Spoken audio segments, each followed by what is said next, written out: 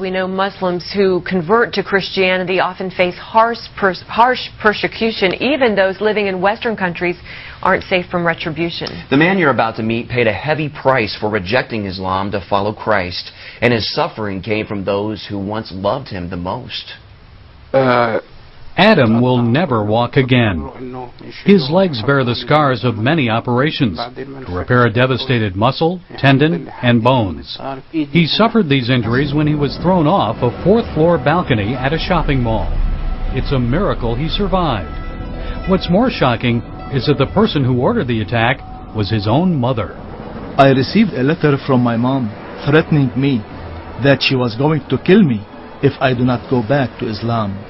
Adam is a Christian living in Canada, but he was born and raised a Muslim in Morocco. I was raised in a very strict family. I was punished all the time if I failed to comply with teachings of Islam. I remember it was Ramadan, and I did not pray. And for that, my mom hit me on my nose, and she broke it.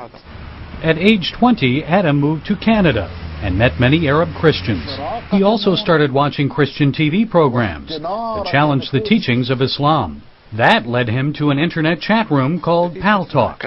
That's when I started gaining a lot of information about Islam that I felt was really strange, and that's when I was convinced that this religion cannot be from God. He took his questions to a sheikh in Canada and received a startling answer. I told him that this religion cannot be from God, and that I thought that Bin Laden and Al-Zawahiri are terrorists. He replied, no, they are not terrorists. They are the real Muslims. That's when I decided to leave Islam.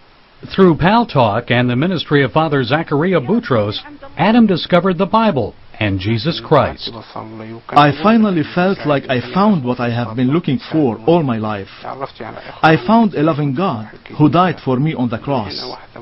I dedicated my time to study the Bible and pray, and that's how I found my way to Jesus Christ. For this Muslim turned Christian, it was the beginning of many trials. His wife of 6 years left him, and his family began a campaign to force him to return to Islam. They even had him arrested when he went to Morocco for a visit. I was tortured every day. They used to hang me upside down and beat me up. After 21 days, my mom came and asked me if I have changed my mind. I said that I would never forsake Christ, even if she wanted to kill me. But the most vicious attack came after he returned to Canada. A young Moroccan man who said he was new in town asked Adam to take him to a mall so he could meet his cousin. At the mall, Adam shared his faith with the two men.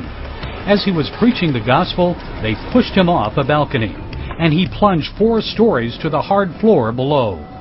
He didn't wake up for 15 days and has spent the last 7 months in hospitals.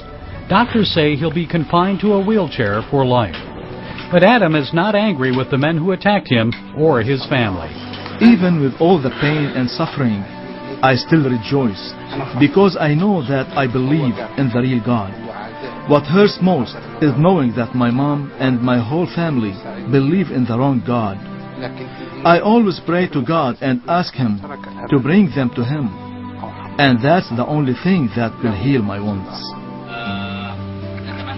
And even from his hospital bed, he's ministering to Muslims. He logs on to Pal Talk every day to tell them the truth about Islam. And he has a special message for former Muslims, now following Jesus Christ. Jesus did not promise us virgins when we die, and He did not promise us rivers of wine. Instead, He said, in the world you will have tribulations, but be of good cheer. I have overcome the world. Believe me, I felt the hand of God working through all the troubles I went through. I was denied by parents, friends, and country, but with Christ, all things are better. Gary Lane, CBN News.